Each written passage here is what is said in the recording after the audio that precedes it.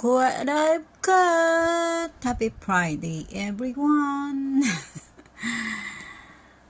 4 oras kong ginawa. Kasi iniisip ko, ano kayang gagawin ko dito sa ano. Sabi ko, may gusto akong gawin na magagamit. Yan. Sinimplehan lang natin. Gusto ko tali lang. Ayoko yung may ano, para itatali mo lang sa ano.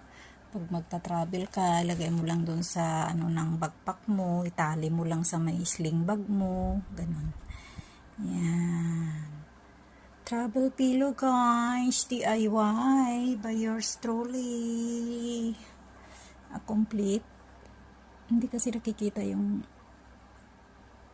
yan. Yan, ganda-ganda. Madali lang palang gawin.